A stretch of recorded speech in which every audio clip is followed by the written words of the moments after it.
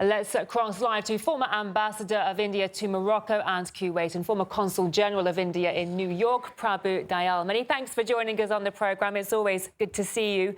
And so, as I'm sure you're aware, the closure of the Strait of Hormuz is really sending shockwaves across the world. And about 60% of all crude oil imports to India used to pass through the strait before the blockade. Just so, how severe is the situation for India's energy security?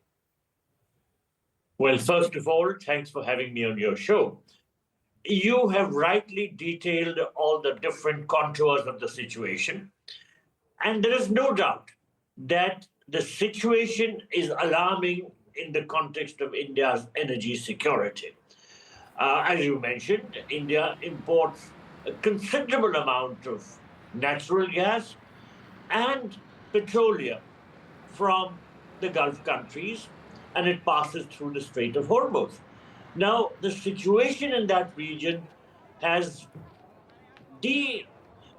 become so bad, and the tensions have escalated so rapidly that there is a very adverse impact on the flow of energy supplies from the Gulf to India. And I was listening to your correspondent, and she rightly mentioned that while the government of India has been confident in the context of its energy security, nonetheless, people are concerned about how things are going to impact them. So in a nutshell, we are deeply concerned about the escalation of the conflict in West Asia and are also severely impacted by the situation there in terms of various issues, the security of our diaspora, because we have a large number of Indians living there, and also in terms of trade and supplies to India of natural gas and crude petroleum. As you rightly put it, sir, India is just one of many countries that rely heavily on this oil flow. How much do you think this blockade is going to affect energy markets globally? Well, certainly, energy markets globally are being impacted already in a very serious manner. And crude prices have continued to go higher and higher. The last I saw, they had crossed $110 per barrel. And this compares to less than $70 when this conflict started. So things are not good at all in terms of the petroleum-related scenario. And naturally, all countries are concerned about how things are going to shape out. I'd like to ask your thoughts about this phone call between the Indian and Iranian foreign ministers. Do you think that this communication might somehow affect the current crisis? Well, I don't know whether it will impact the current crisis, but it is significant that India's External Affairs Minister, Mr. Jaishankar, made a telephone call to the Iranian Foreign Minister, Mr. Arrakchi, to discuss the rapidly escalating conflict in West Asia, particularly because the joint US-Israeli military strikes on Iran are escalating. And let me mention, this was the third phone conversation between the two leaders since the current round began on 28 February, the current round of the conflict, because the earlier round had taken place in June last year. But nonetheless, it was the first time that the two foreign ministers had spoken after the appointment of Mujtaba Khamenei as Iran's new supreme leader.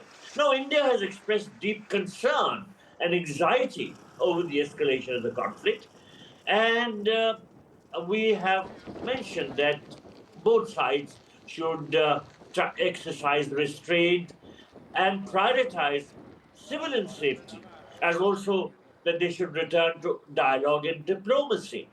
The recent hours have seen a sharp escalation in the Gulf region, particularly around the Strait of Hormuz.